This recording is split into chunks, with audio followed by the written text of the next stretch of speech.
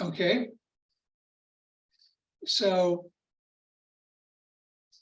the main thing to remember is that surveys provide, they give you the likelihood of something being true. They will never tell you whether something is exactly true or not.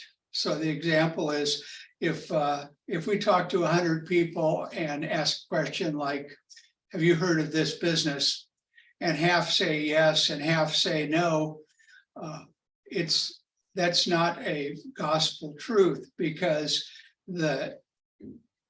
in actuality, if you went out and surveyed the entire population, whatever that was, your whole town, county, region, whatever, that plus that 50% could be actually anywhere from about 40% to about 60%.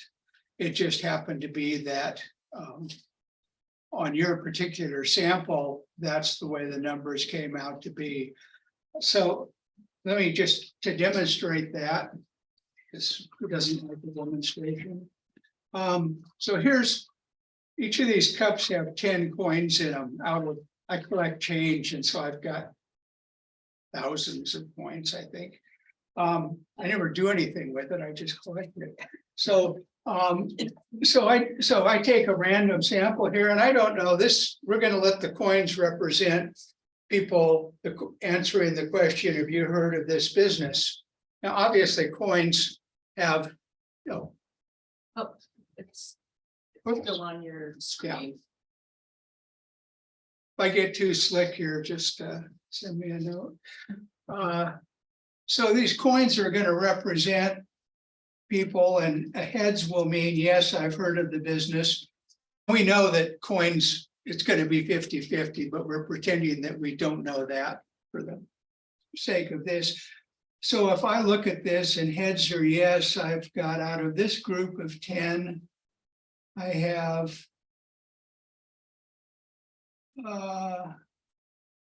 I have 6 heads and 4 tails.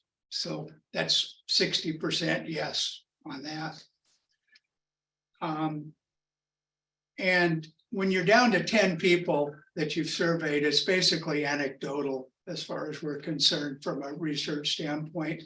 And so we want more. So we talk to another 10 people, and we get, this time we get 1, 2, 3,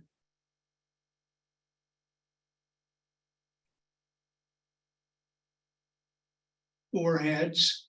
So out of 20, now we're at 10 and 10. So 50-50. And with a little bit more confidence that that may in fact be the real answer. And then we do another 10, and this time we have 1, 2, 3. This time we got 3 heads. So we've got 13 heads and 17 tails out of 30. So that kind of gives you an idea of how much range there can be, because we know, I mean, the coins are 50-50, but when you're doing survey research, you don't necessarily know that the people that you talk to totally represent the bigger, the entire population out there. And so more sample is better. 30 is kind of, there's no math behind it, but 30 is a rule of thumb number for what's a projectable sample. When you do 30, you can start saying, you can start talking about how confident you are of those results. And this, when we did 30, it fit right into what would be the realm of possibility with even a sample of 100, which was between 40 and 60, and that's that's kind of where we are on that. So it's not,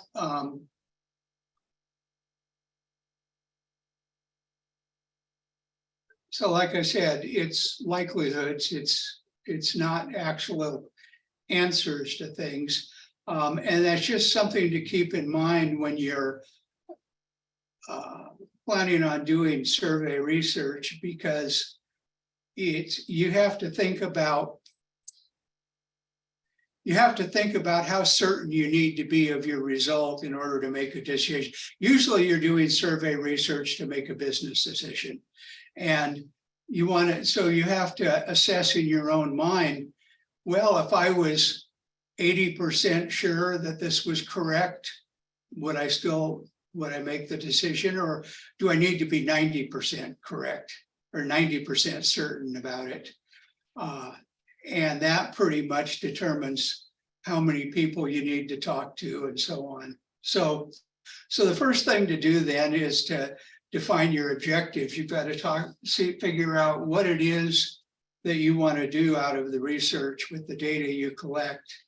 For example, if you already know that out there in the world, it's roughly half men and half women, and you want to compare your customers to that world, you may have a sense of that already, but you can also do research and find out and ask people, have you ever shopped at this store or bought products from this company? And you can get an idea of how well your customer base matches that particular variable out there in the population, men and women. You also may have no idea what the characteristics of the population are in terms of whatever you're interested in. And so survey research gives you a way to determine that, and also to compare your customer base or your people that are aware of you to the population overall. Other items, goals for research are very typically finding out how many people are aware of a company or brand or product, perceptions of a company, good or bad, and the reasons for that, customer satisfaction, good or bad, and the reasons for that, whether or not they're going to recommend, they would recommend your company or your product to somebody else, a friend or a relative, which there's a company in back east that's made almost an entire business around asking the question, would you recommend business or product A, B, C? And they've built up a whole methodology around just that one company, and that one question, and they really make a whole lot of money doing it, not because it's any more insightful than any other question. It actually correlates extremely well to just asking, were you satisfied with that company or product? But boy, they've done a good job of marketing that particular question. Purchase criteria is another thing that you can investigate pretty easily. Why do people come to your place? Why do they buy your product? And so on. How likely they are to purchase it. You can determine in terms of pricing, there's just a pretty simple 2-question series that I'll show you in a little bit that actually allows you to figure out an optimum price for a product fairly easily. And I've used it a lot over the years, and it really works. It works fairly well, actually. We used it back in the 90s, used it for the original pricing of of Windows 95 when Microsoft was releasing that. And actually, we found out that our main finding was that Microsoft left a lot of money on the table on Windows 95. They could have charged significantly more than they actually did. But wasn't our choice. We just told them what we found in the research. Advertising awareness, interest in a new product or service is something I've done a lot of, and it's really valuable to be able to give people an idea of what you have in mind and then ask them why they're interested or not interested. And the design of those kinds of questions can really help you zero in on what needs to change in order for something to be more acceptable or not. So I'm actually, let me switch out of this for a minute. So now we're at the point where we have some idea of why we're doing this survey research in the first place and what we hope to find out. And we need to figure out who we're going to talk to. So the easiest thing, most people have a mailing list.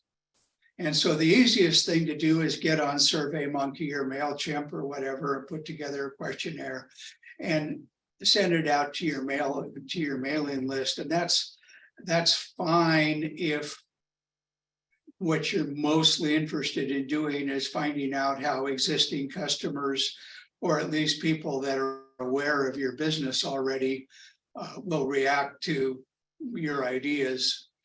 Not so great if you're trying to find out reactions to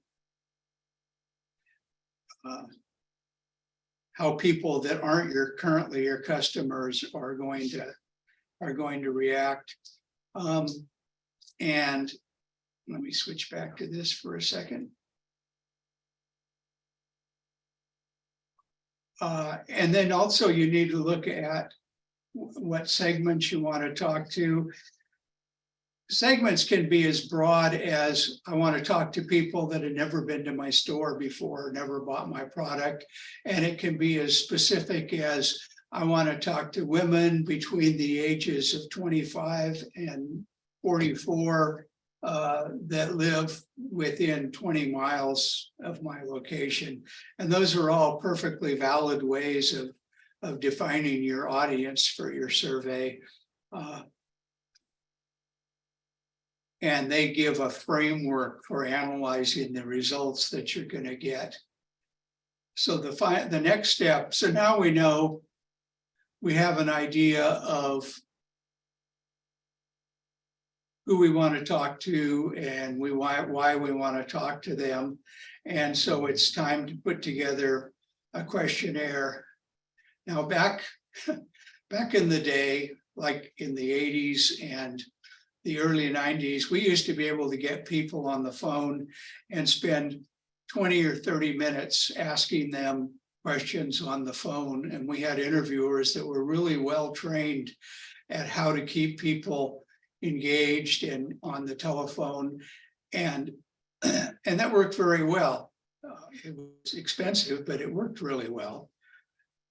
As more and more things moved online, people's patience, and two things happened as people moved on, as survey research moved online. One is people saw a lot more surveys. Everybody was sending out surveys. They were getting emails that had links to surveys on them. They were getting surveys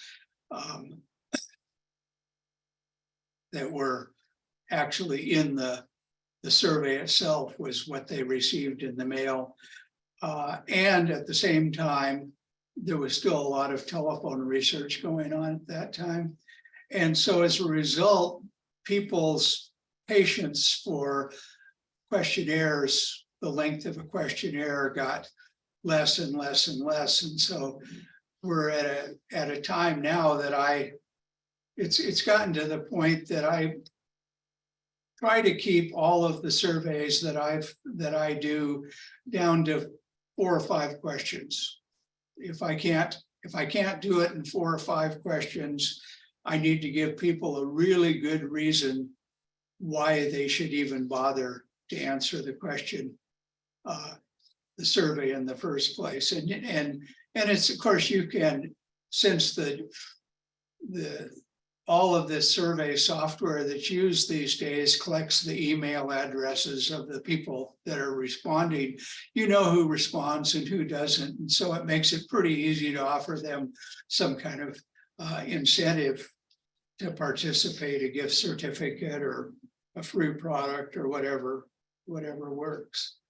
And so we want to keep our questionnaires as short as possible, which also means that we have to pay particular attention to the efficiency of our questionnaires and the questions within them. You need to be, and this in general, you need to be concise. You do not want to ever ask ambiguous questions.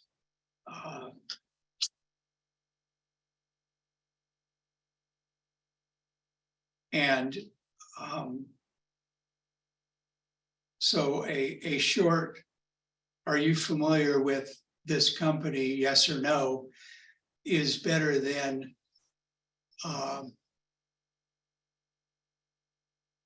what you heard this company is better than when you hear when you think of this kind of company, who comes to mind?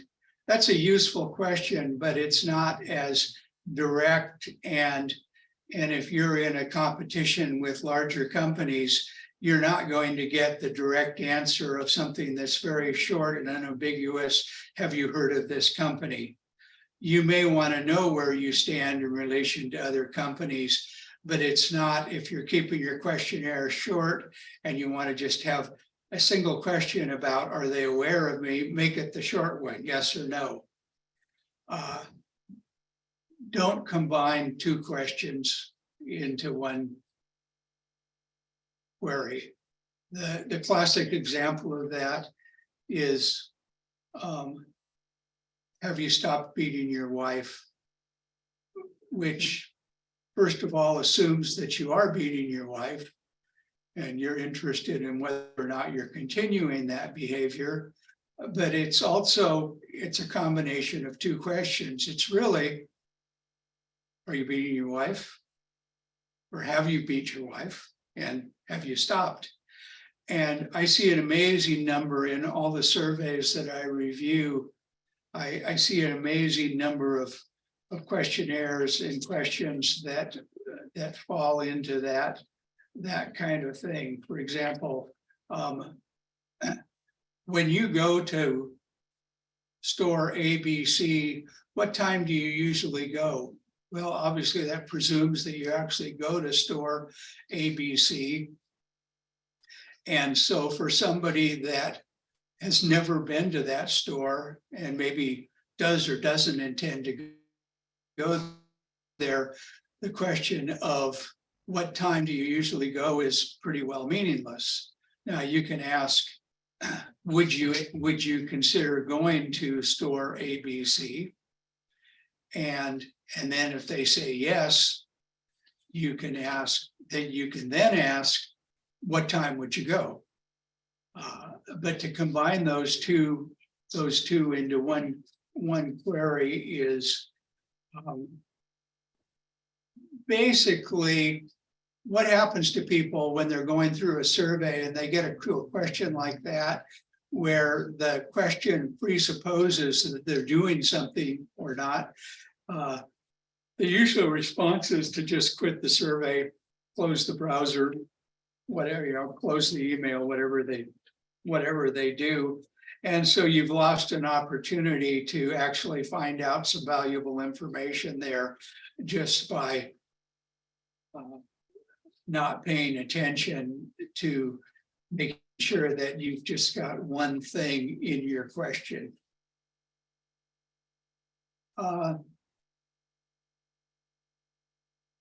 Another thing to watch in any question design is scales. How many points do you put in it? And then how people use scales. I found out over many years that if you, no matter what length scale you give somebody, please rate company ABC on a scale of 1 to 5. The average response is pretty much always going to be right around a 4. Very few people give the highest response to any scale, and even fewer people give anything a response below the midpoint. Responses below the midpoint means that they really don't like something for one reason or another, and you can investigate that. But you can't come up with a scale and figure out and assume that the midpoint of the responses is going to be the midpoint of the scale, because it's almost, well, it never is. I don't think I've ever seen that happen in 35 years of research.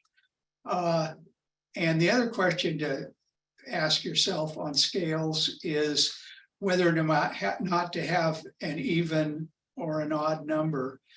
Even numbered scales are kind of good when you want to force somebody to make a decision. If you have a 6-point scale or a 4-point scale, they either have to be on the plus side of that, or they have to be on the minus side of that. And this is another trap that people fall into, in that they'll put in a even scale, a 4 or a 6-point or an 8-point scale, and they won't let the people that honestly don't have an opinion on that question, they don't give them an escape hatch. There's no way to say, I don't know, or it doesn't apply to me for whatever reason. I want to talk about that a little more, because there's ways to work around that, even within the limited capabilities of the survey software that's built into Constant Contact and those and the free versions of SurveyMonkey. But in general, they don't, the native implementation of those doesn't allow for people to say, to just bail out of to skip the question altogether, or to give an answer that says, I don't have an opinion about that. One way that you can kind of give people an escape hatch there is to use an odd numbered scale. If you use a 5-point scale, there's 1 and 2 that are sort of negative, and 4 or 5 that are mostly positive, and then you've got a 3, which is right in the middle. And people will use the 3 to indicate that they don't have an opinion one way or the other. And that's valid, but then if you're going to do things like average people's responses to the question, then you're left with, well, then how do I treat a 3? If my average is 4.2, but 3 is meaningless in terms of that, then what do I do? Well, you can drop out all the people that said a 3 and re-percentage the thing, but it's much better to just give people an escape hatch on scales. Because like I said, a 5-point scale, you're going to get an average that's around 4. A 4-point scale, you're going to get an average that's around 3 1/4 maybe, and so on and so forth. It's always going to fall into that kind of category. It is useful, though, as I mentioned, if you get a chunk of people that are below the midpoint, they're on a 4-point scale. If you get people that are ones and twos, those are really worth investigating. Because that's where you're going to find out things that might be structurally deficient, or at least not working well for your audience. We'll talk more about that too. Ranking exercises are just that's where you rank things from. Here's several things. What's the most important, second most, third most, fourth, fifth, sixth. Keep those really short if you can. Like 5 is a good number for ranking exercises, because I see surveys all the time where they have 15 things that they want you to rank. And what happens in that case is that people will rank the top 3 or 4 things that they know are important to them. And they'll also rank the bottom 3 or 4 things that they definitely know they don't care about or don't want, or whatever it is. And then everything in the middle might as well be a random number, because you're giving people an impossible task. Almost nobody can rank 15 items in any kind of coherent way, because the ones that are all in the middle are in the middle. It's just shades of gray for most people. So ranking exercises, an ideal ranking exercise is 1, 2, 3. You just got 3 things. That's great. Anybody can do that. When you give people choice questions, here's 5 things we could offer you, which would you most prefer? And they pick one of them. It's very useful to provide a question that says, why did you give the answer you did? Now, you can do that 1 or 2 ways. You can say, why did you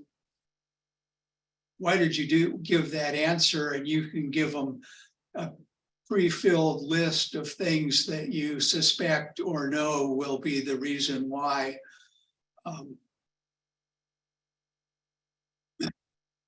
Which obviously kind of begs the question of why you're asking that in the first place. But nonetheless, it's always important if you are going to ask for which of these things are important to you, make sure there's an other in there, because you may have, for some people, you may have populated your list with the 5 things that several people could care less about, and the thing that they want isn't on the list. Again, if people run into a situation like that where there's no way for them personally to answer the question, the most likely thing that they'll do is to exit the survey and not finish and not do anything with it at all. So put in the other response category there, and there's even software that doesn't actually allow for that. There's workarounds that allow you to get to those kinds of things. Let's see. Any questions on that? Well, let me see. What's the ideal scale? Is 1 to 100 give you better data than 1 to 5? I don't.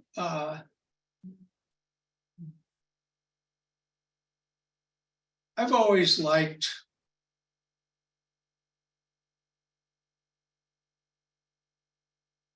9-point scales, frankly, 7 and 9-point scales, because they allow the respondents a little more discrimination. It's not a 9, it's not quite an 8, maybe it's a 7, you know. Mm-hmm.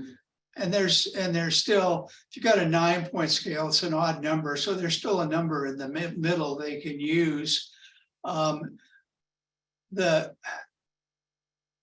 Again, a 7 or a 9-point scale, I like it from an analytic standpoint, but then the question is, how thoughtful are people going to be about your questionnaire? Are they actually going to sit there looking at your question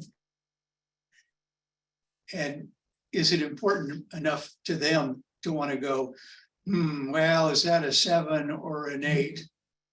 There's a lot of people that aren't going to care. So they're, frankly, my default, if I'm sending out a little short survey online and I don't know who's going to get it or even open the thing, I stick with a 5-point scale. It's simple, it's got a midpoint, or if I am going to give them a don't know option, I'll make it a 4-point. Because I do like the idea of kind of forcing people to go either a little positive or a little negative, or just go, or to say, I have no idea. So 4 or 5, depending on how you structure. And I'll show you a couple examples of how that might work. That leads into my next question is, how do you engage them? How do you engage them in your survey? I know personally, I probably only open 1 out of 5 or 1 out of 10. And there's some time I don't actually make it through to the end. It's either too long or it's uninteresting. Yeah. Or I just flat out don't care. And so I bail. Right.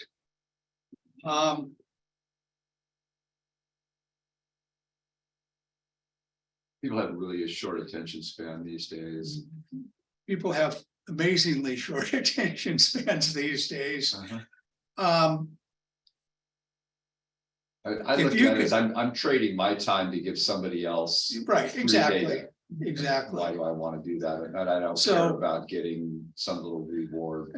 Like I said earlier, if you can offer them some kind of an incentive for taking the survey, that always helps, even if it's almost meaningless to you. But if you can offer them something, anything, to take the survey, that helps. If you say right up front, hi, I've got 3 questions I want to ask you, or I've got 4 questions I want to ask you, 2 minutes of your time.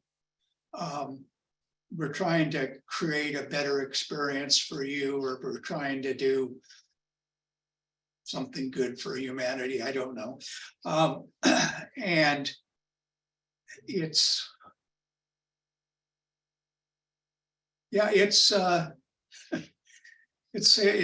just good old getting on the phone. It reminds me of when we started, we were doing them all on the telephone. We used to spend hours writing and testing introductions, something for the interviewer to say over the phone that would make people stay on the phone long enough to get the first question and then the second question, because usually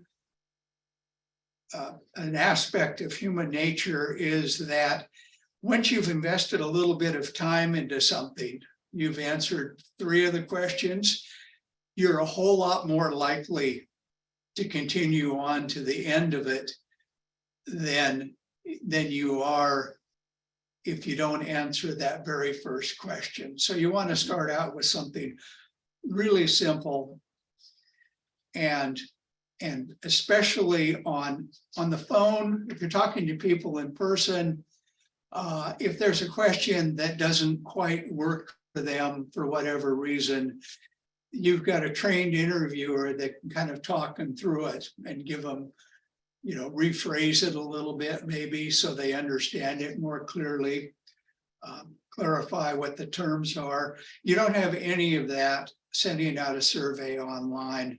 And so you have to, your intro to it has to do all the work of that trained interviewer in terms of making the sale for taking the question. Starting out with short, easy to answer questions is a good way to get them to begin to have some investment in the survey.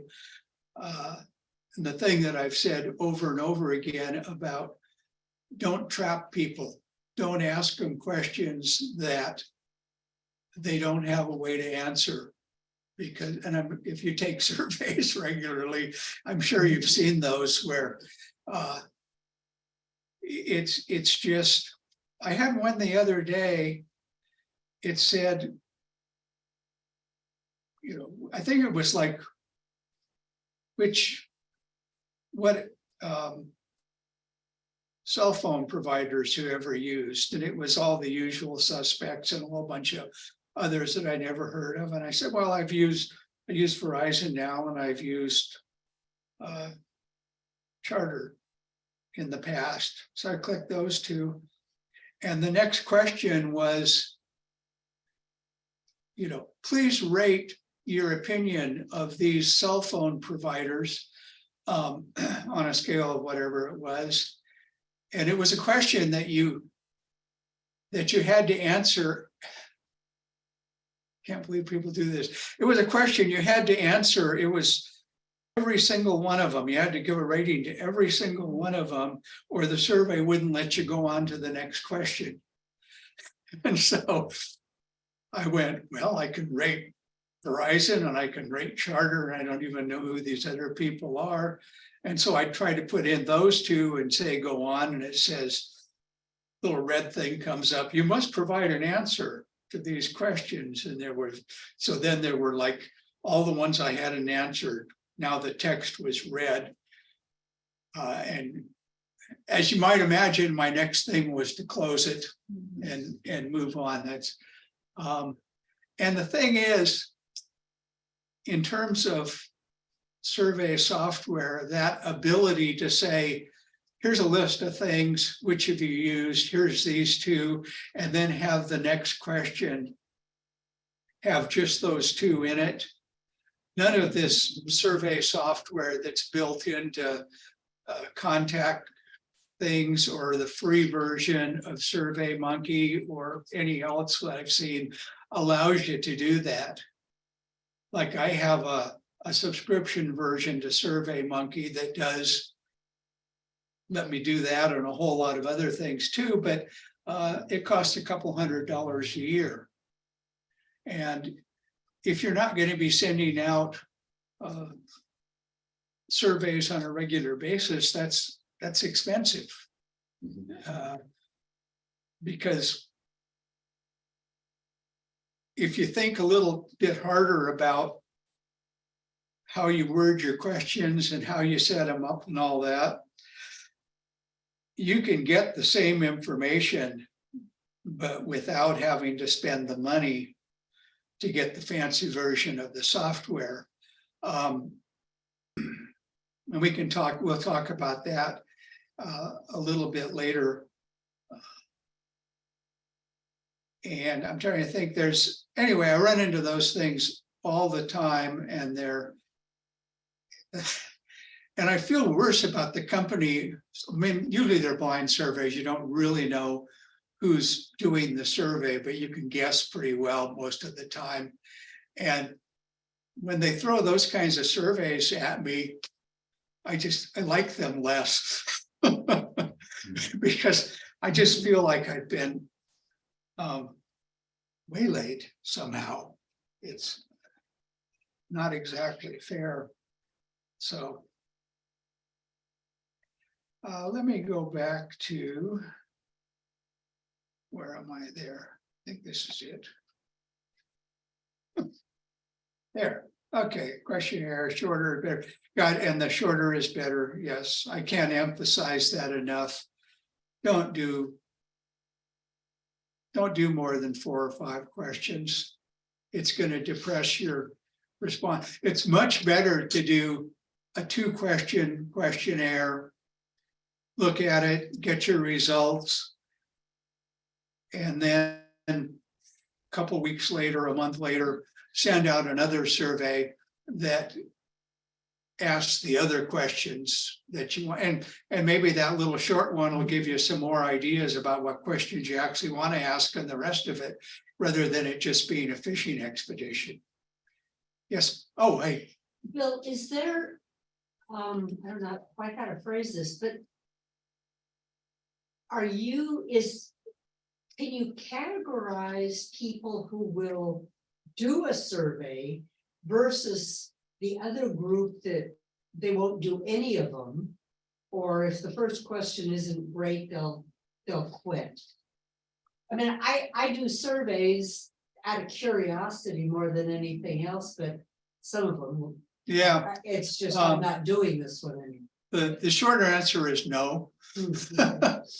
Because a survey that gets your attention, or Greg's attention, and that Isn't gonna get you might somebody answer. else's. I might look at it and go, no, not, I could care less, you know, so. It's really. The best thing to do is, if you're doing survey research, the best thing to do is send the survey out to as many people as you possibly can. Depending on what your goal is, that might be your own customer list. It might be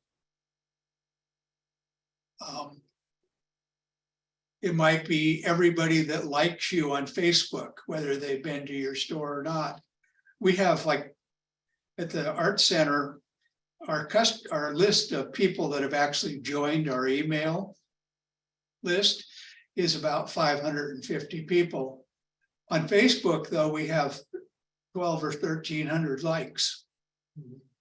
So it makes a lot of sense to send a survey both to our email list and then also put it on our Facebook page, pin it to the top of the page so it's there all the time, and see if some of those people that are following us or have liked our Facebook page might respond to it as well.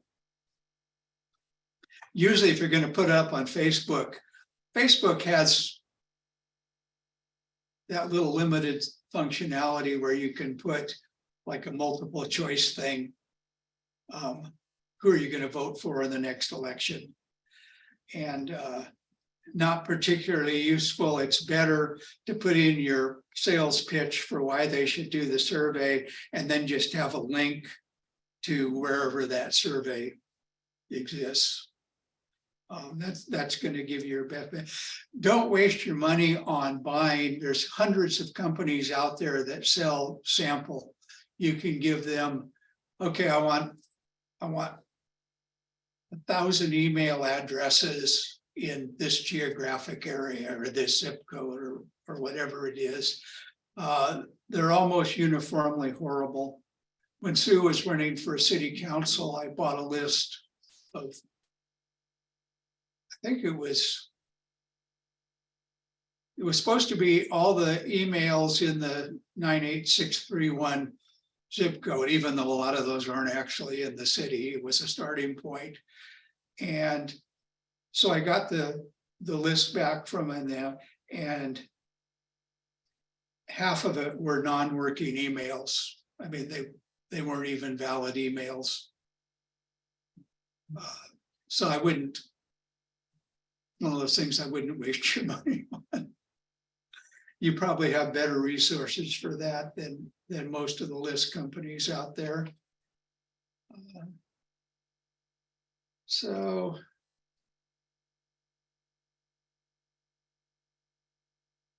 let's see.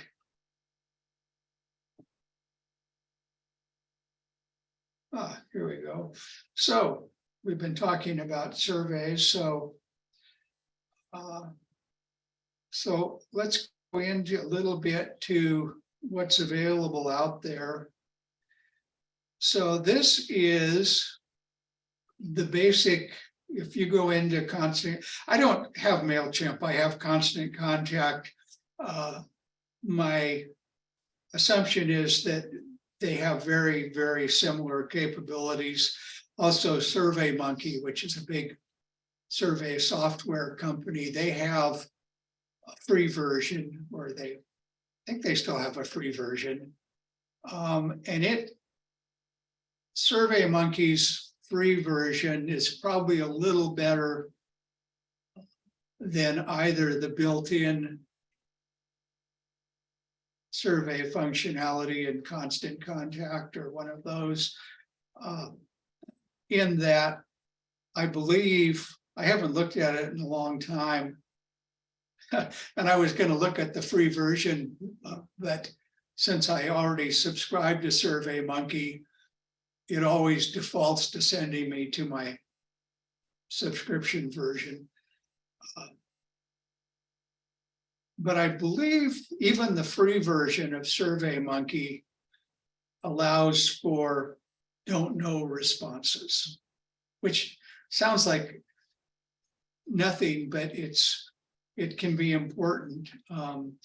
Now on this built-in software, you can throw it in on simple things, like if here's a single response question where you just have, we call these radio buttons, because if you click one, it doesn't, you can't click two of these at the same time. It's always just one button. And those, it lets you put in the question up here where I just put single response. That's where you'd have your question. And then you can fill it, you can put in whatever you want for these answers. And so you can have, like, put in as many of those as you want, and then just label the bottom one, don't know. So that was great. Same thing with the multiple response. It's a multiple response because they're check boxes. And so you can go through and you can check one or all of them. Unfortunately, this is, again, pretty simple software. So you can say, you can answer something as 1, 2, and don't know. So most people aren't going to do anything like that. It's where you get into this is where the discussion about rating scales becomes important. You can specify how many points you want in your rating scale. You can have anywhere from 1 to, I don't know what their upper limit is. And so just like the single response, it lets you pick one of these, but it doesn't, it automatically fills in these numbers down here. You can define the upper and the lower range. You can call this very dissatisfied, and this can be called, you call this very satisfied. This can be definitely would not purchase. This is definitely would purchase. You have control over that.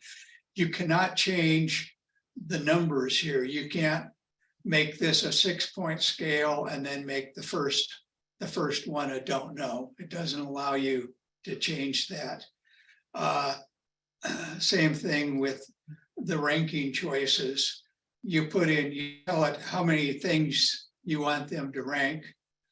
I did 5 here because that's about as many as I would ever put in. It's if you put, it does allow, and I kind of like this, a lot of things don't allow you to have equal ranks, but this does, because sometimes that's just, gosh darn it, that's the way it is. Yeah, this is the most important. And then all of these, this is a 1, and then everything else is a 4.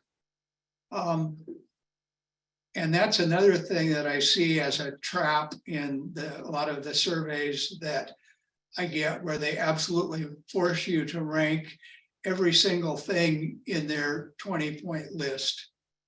And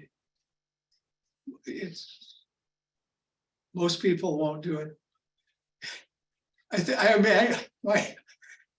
Every once in a while, just out of spite, if I get one that's like, here's 15 things, please rank them. And I'll just rank them from 1 to 15, just out of spite for asking me such a stupid question. And then open-ended responses where you can go in here and you can just type in whatever you want. I go easy on open-ended responses because if you send out a survey and, for example, you send it out to your your customer list, you're probably going to get a pretty decent response rate because these are people that already like you well enough to spend their money there or drop in now and then. And so it's likely to get, a 20 or a 30% response is fantastic in survey research these days. But even in those, as compared to 5%, but even on those, not many people answer open-ended questions. I'd much rather give people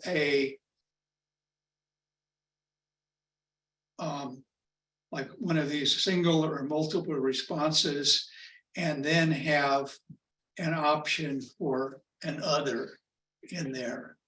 Now, the software, the way it is, doesn't allow for an other. I mean, yeah, you can put other here rather than don't know, but it doesn't, you don't know what the other is. You just know, well, it's not those, which isn't really any more helpful than don't know. Fortunately, there are ways around that.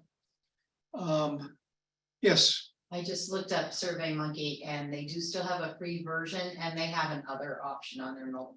Good for them. I figured they'd be further ahead of other. Because, I mean, it makes sense. SurveyMonkey, their business is survey software. Constant Contact and MailChimp, their business is contacts, sending out emails. So I'm using this. I just mocked up a survey here for the Art Center. This is in Constant Contact, and it shows, I wanted to show what kinds of things you can do to work around these shortcomings. One thing that they do allow is you can stick your logo up at the top of the thing, which is kind of nice, obviously. Single response question, yes, no, don't know, whatever it is. But here, so we have corporate sponsors, these 4 people, for example. And I'd like to know how many people are aware of our corporate sponsors. And so what Constant Contact would allow me to do is this question: which of these logos have you seen before? And then the names of the outfits, or none of these, obviously. But that's really not helpful because, especially, there's people out there that may not know the difference between the North Beach Tavern and the North Jetty Brewery, similar names. There may be people that aren't familiar with the Mermaid Inn, and I can guarantee you there's people that aren't familiar with Arts Washington. And so what I did was I just inserted one of the things you can do is, like I did to put the logo in here, you can insert an image into this thing. So I just stuck an image in of these logos just ahead of this question. And then that way it actually makes some sense. You've got the logos there. You can say, oh yeah, I've seen that one. I've seen that one. Seen that one, didn't know what it was, but I've seen it.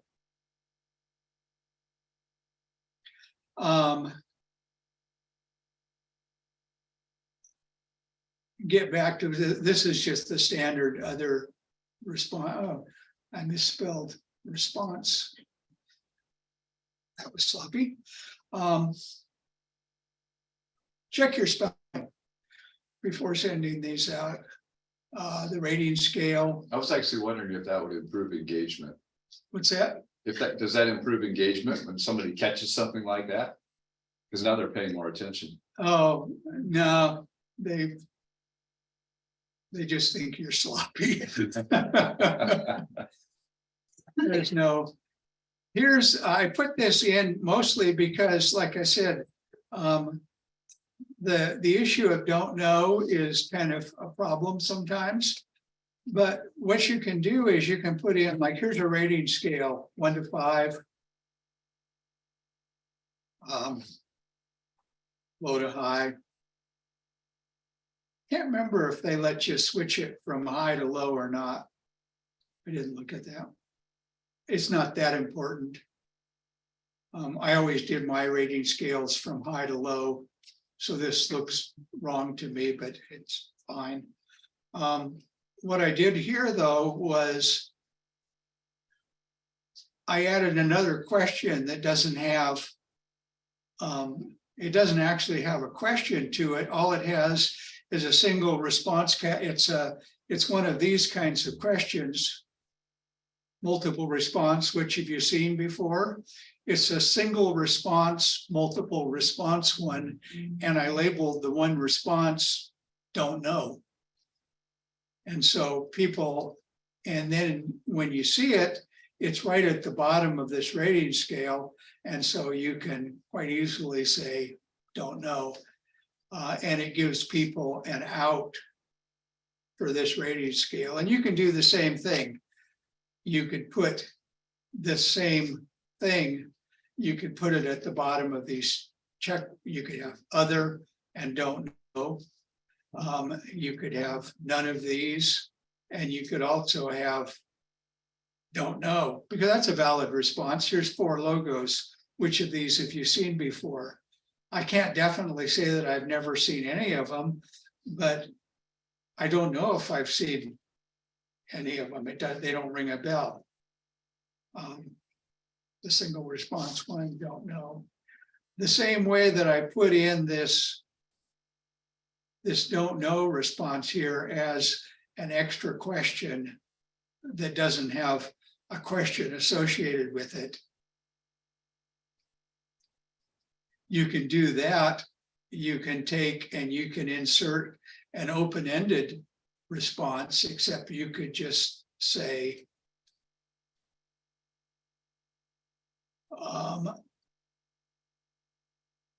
what else? So if they say other to something, you can say,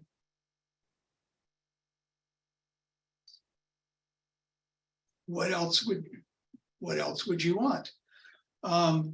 And so that would be on something like, here's a multiple response question. What would you like us to offer? Well, I'd like this thing and not that thing. And this might, if I made this an other, I'd want to ask people, well, what else? And so I could take and I could insert in constant contact, quite easily put another question right under here, right in between these two, that didn't have a question for it. Well, actually it would in this case, it would be, what else would you want? And you might want to preface this with, if you answered other, what else would you want? And so you give, again, it's not forcing people to answer the thing if they don't have anything to say. Well, if you answered other, what else would you want? Gives them a chance to put that in. All of these constant contact, MailChimp, SurveyMonkey, they give you the answer of forcing a response to a question. That is, there's a little button you can click down at the bottom of it that sets it so that they have to answer the question before they go on to the next question. And just don't do it. It's really not worth, even if something as simple as yes and no. There can be cases where people just can't answer that question for whatever reason. And if you force them to come up with an answer, you're either going to have garbage in your final data because they just picked a random answer to the thing, or most likely you're not going to have data at all from that person because they're going to bail on the whole thing. So, yeah, let's take a few minutes here. This is a good place to take a little break, because when we get back, I want to talk a little bit more about sampling, why and why not people answer questions. And then also some things about what you can do with the data that you collect to get the most value from it. So we'll take 5 minutes or so. Sound good? Yeah.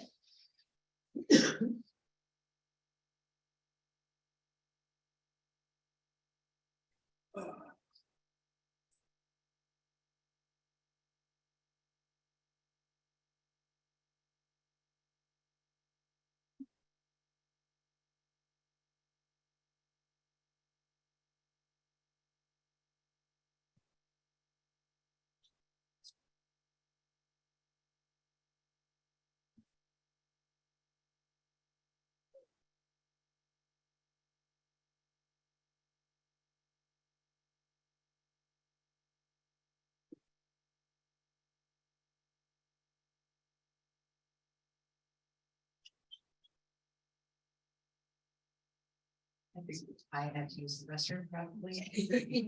Yeah. That's what I gave the drinking coffee. We should see it, you know, see. I'm assuming it's Jennifer is actually here. Oh, Shannon ain't her, so I don't know. I didn't match, she just didn't have the thing, and Diana sent it to her, Zoom link. But then immediately after that, somebody joined, maybe I'm missing her. How many names left here? Looks like there are 5 of them, right? Here.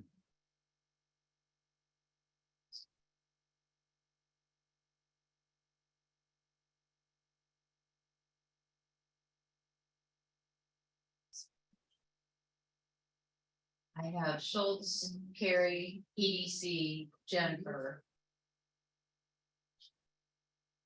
Diana. Oh.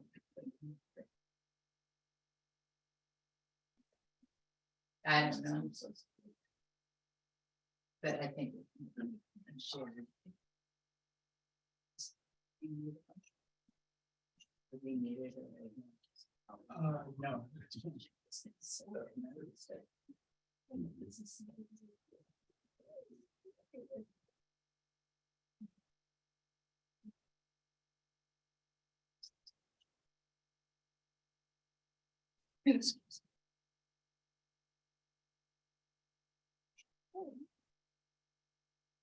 So it looked like there wasn't much on the agenda for a council meeting this past Monday. Was it a 5-minute? Yeah, Over pretty and done? much. I mean, we'd all had a chance to read the policy, and it's a standardized body cam policy, so that was all there was for business. Hey, I was gonna And ask to you, accept the bids. I saw in the packet, there was a summary from the bids from the Mhm. surplus equipment. But I didn't know that they were doing that. How do they, is that a It's regular advertised thing? in And paper. it's, okay. I never get past the front page. It was on the agenda for the previous city council meeting. And in the packet, and then well, it wasn't on the agenda, I guess it was just in the packet. Okay, is it a one-off type of thing, or do they do that on some kind of? Whenever they have surplus equipment, Okay, but they're required to do a notification to pay for it. okay. Is there something you had wanted? Oh, I saw they had a couple of DR walk behind mowers, and I thought those might have been the bigger DR field mowers. And I would have gone over and looked at those probably. And it's hard to stay on top of all Yeah, the legal announcements. I had considered the Bobcat, then I decided I don't need a Bobcat. We do Are that you too. sure? We're like, oh, look at this tractor. What would we do with the tractor? yeah, But it's so cool. I keep doing that. I really want a tractor. I don't need a tractor. I know somebody with a tractor, but Yeah. I just want a tractor. My determining of when I retire from tractor driving is when my tractor. Or if the truck dies, it will be wherever I can drive my tractors, Bouncing down the road. not buying them any more equipment. But some of them are so cool. Ah, Well. Probably get going again here. Let's see. So.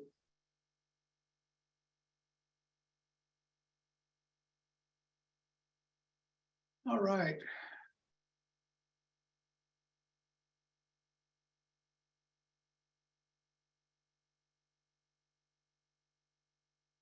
So once you've got a survey put together that you're satisfied with and you think people will make it through, there's a piece where you have to think about how important the decision you're going to make from doing this survey is and how certain you need to be about that.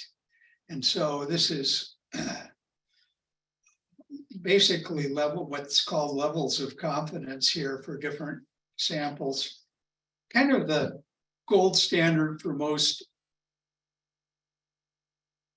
market research firms out there that they probably do the most of. I know we did the most of, where it would be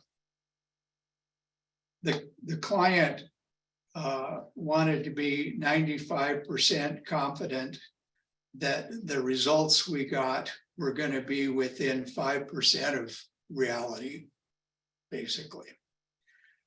To get to that level, you need to talk to 400 random people.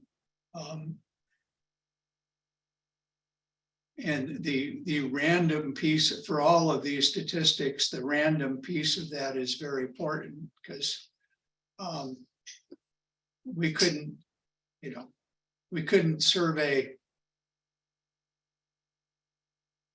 400 attendees at the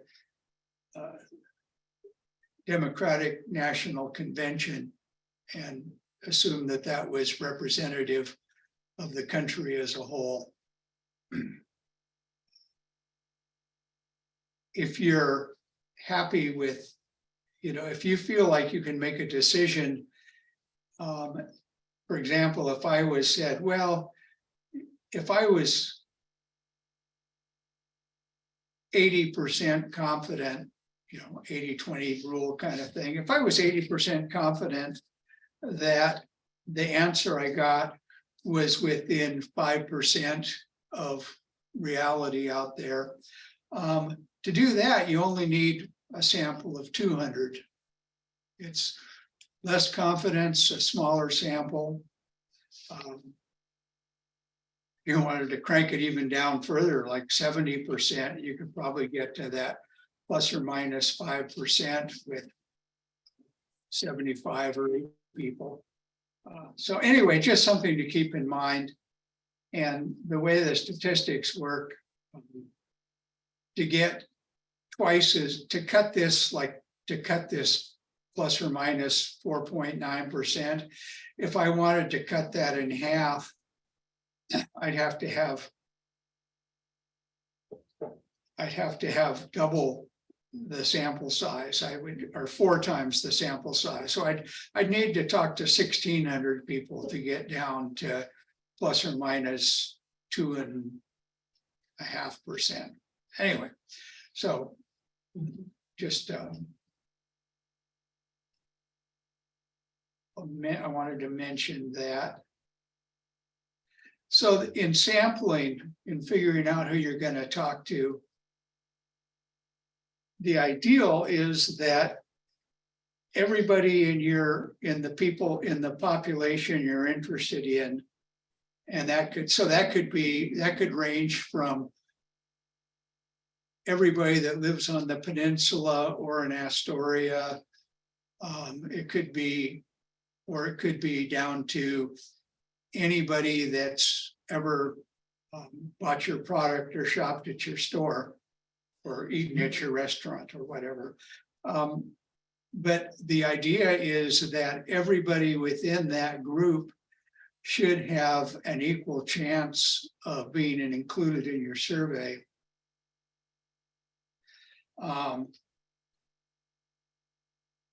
And it doesn't happen, I mean, even in professional survey organizations, it's almost always you make allowances for what you're actually able to do versus what this ideal, perfectly random sample is. You might not, the typical errors are what they call population specification error. And that's where you might not know exactly who you want to survey. The example there is, if I wanted to do a survey about a new flavor of breakfast cereal, I might want to talk to moms, I might talk to dads, I might want to talk to the kids, I might want to talk to entire families. And so the decisions you make there about who you're going to aim your survey at is going to have a big impact probably on what results you get from it. Selection error happens where, and this is the main issue with online survey research is that people's participation in the survey is completely their choice. So your entire survey is people that selected to do the survey. This is not ideal. It's one of the hardest things to avoid. In telephone interviewing, we went to, when we were doing things on the phone, we went to great lengths to avoid this, because even though we had trained people that were really good at selling people on the idea of taking this survey, there's always going to be people that say, no, I'm not interested, click, not right now, click, just sitting down to dinner, click, whatever. What we did at my firm then was to, if the budget allowed, what we would do is we would take everybody that initially said, no, sorry, I don't want to do that. And we call them back a day or two later. And usually we got a better response rate from those people than we did in the initial go around. A lot of times people don't take surveys just because they don't have time right now, or it doesn't fit into what they're doing.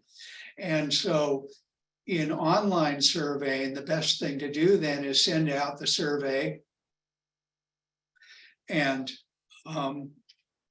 see what you get back. And then maybe 3 days later to a week later, send out another email that says, if you responded to our previous survey, thanks. If not, we'd still like to hear what you have to say about this. It's important to us. And here's the link to the survey again. And that will boost your overall response rate. I wouldn't recommend doing the follow-up ones more than twice, because then people start feeling like they're being badgered, which is not going to be helpful either. So sample frame error, that's just you surveyed, you sent out the survey to the wrong population, and that's not very likely for most small business surveys. You're going to be surveying your own geographic area, your own customer base, something like that that's pretty obvious and attainable. And then this related to this selection error is non-response error. And like I said, that's where people just, for whatever reason, don't respond. You can alleviate that somewhat by sending out, giving people more than one chance to respond, but you're gonna get what you're gonna get.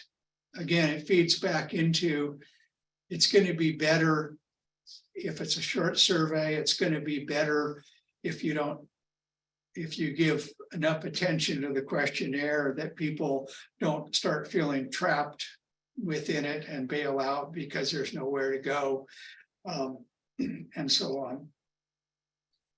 So I want to talk now a little bit about analysis. Most of the surveys that I've worked on the peninsula,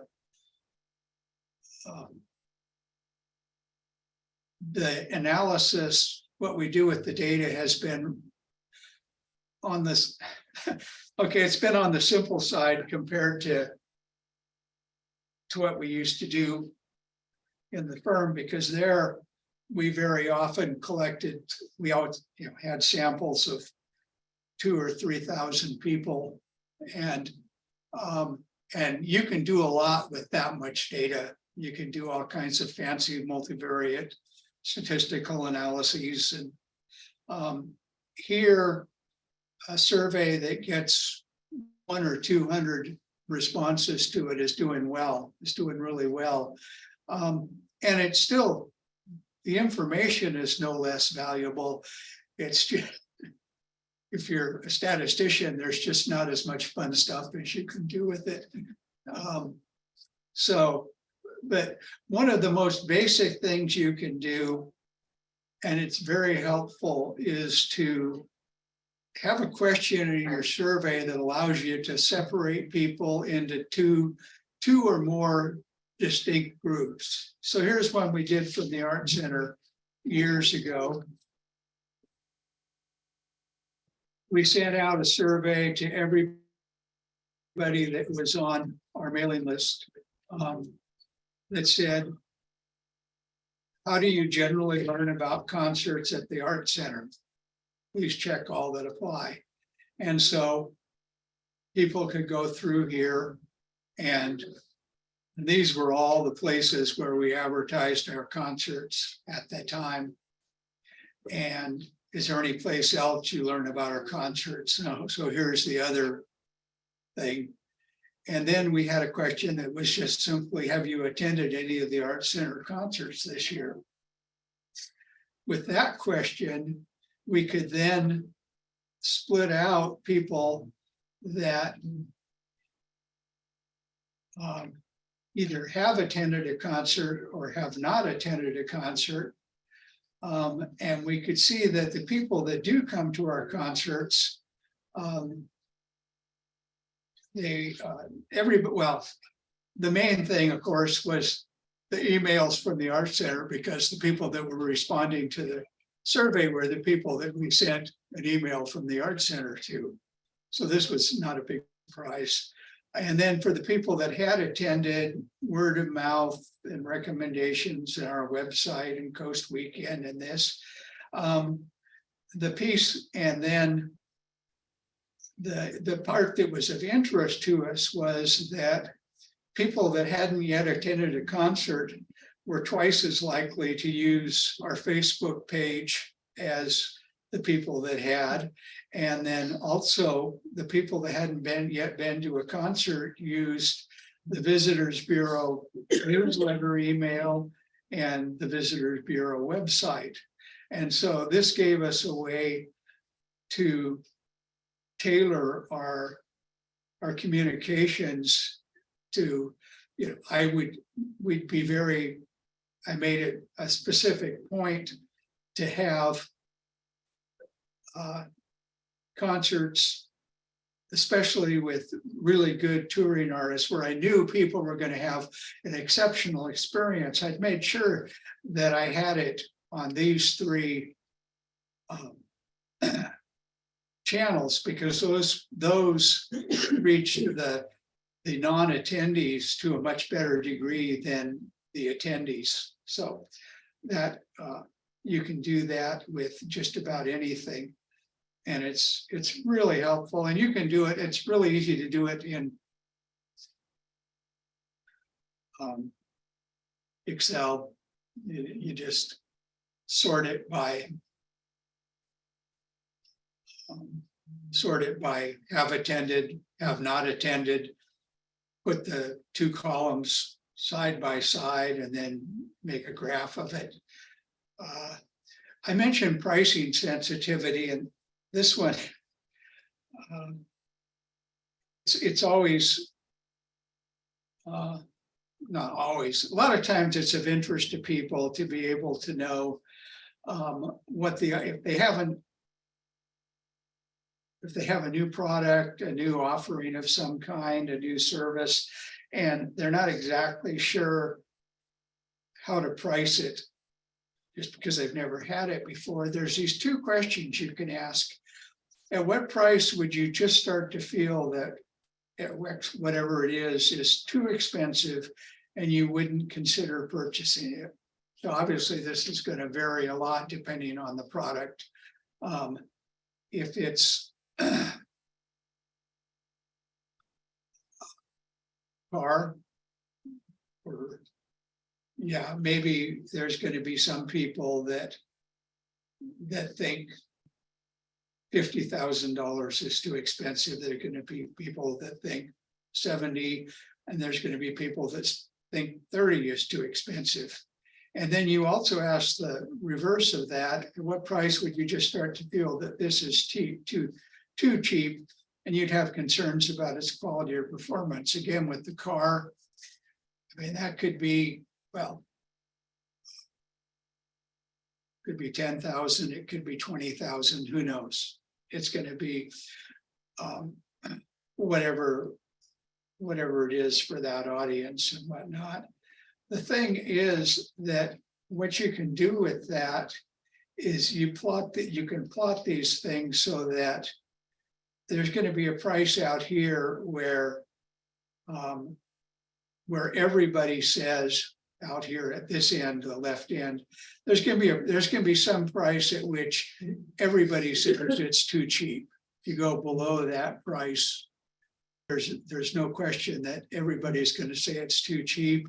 And then there's going to be some price at which nobody says it's too cheap, or the last person says it's too cheap. And then the same thing, there's going to be a price at which everybody says it's too expensive, and there's going to be a price at which nobody, or just the last person, says that it's too expensive on the low end. Where those two lines cross is interesting, because that's actually the place where, if you go out with a price that's right where these lines crossed, there's going to be the fewest number of people thinking it's either too expensive or too cheap. You know, you're going to be at kind of the sweet spot where the most people are thinking it's going to be an acceptable price. There's some other things you can do that'll give you a range of price with more questions, but like I said, we want to keep the number of questions short, so we're not going to go there. The other thing that you can do to categorize results from a survey is to do these charts. This one is, I labeled importance for performance. And this is a real typical thing that people do. Here's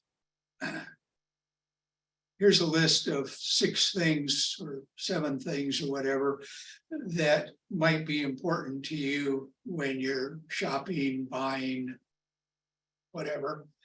And rate them from, give a rating for each one. And so there's going to be some range in there where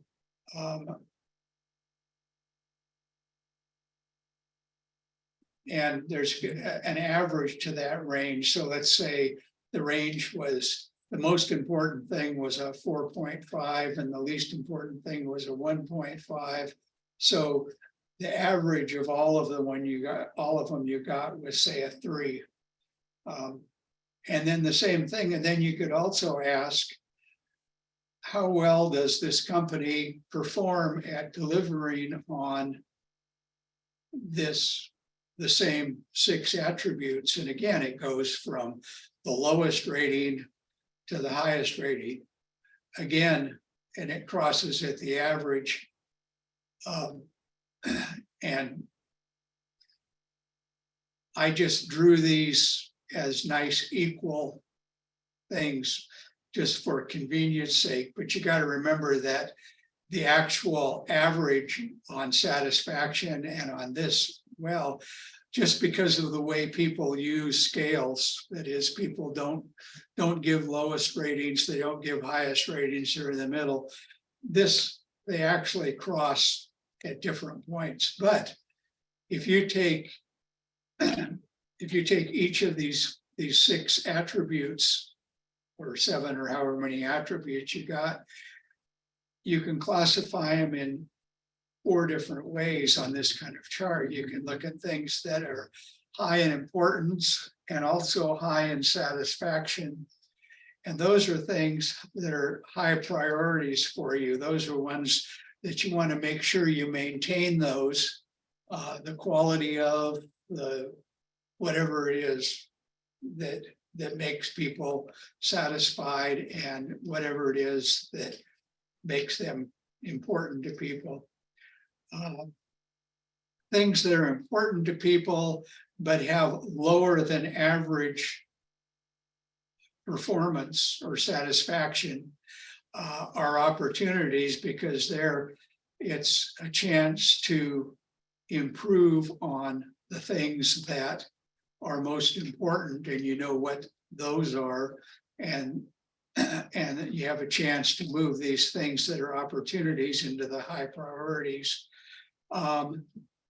There's a quadrant, a group of, there will likely be a group of attributes that people are very satisfied with, but they're not that important to them. And so this is where it's kind of nice to have, but you're not going to spend extra energy or extra money making sure that these low importance attributes are the best possible in the whole wide world, because you're not going to gain very much from that kind of thing. And then finally, there's things that are low importance and maybe you don't do that well on anyway. And it could be that because they're not very important, they don't really pay that much attention to how well you do on it at all. And this low satisfaction area, this can be pretty large because the averages are usually pretty high. And so these are even people that are just meh about something in terms of satisfaction. Again, this is not where you want to spend your money, because even if you go, well, we can do a whole lot better on these attributes, there's not really much point to it. It's not gonna get you in. You're not gonna all of a sudden move some low priority item up into something that's highly important to people, unless you can figure out a way to make whatever this is a lot more important, which is kind of unlikely also. So, and I think those are the 3 probably main things, and this being the main thing that you do with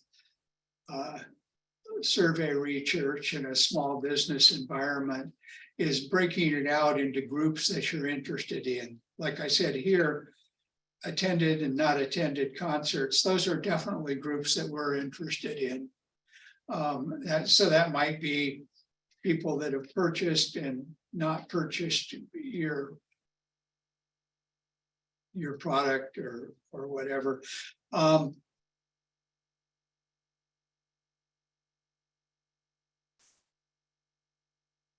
Had a thought cross my mind about that, and it snuck by almost as fast as it came. Any questions? I mean, let First, me, first question is, can we get a copy of your presentation? yeah, I was actually just going to say that if you'd like a copy of all of this stuff,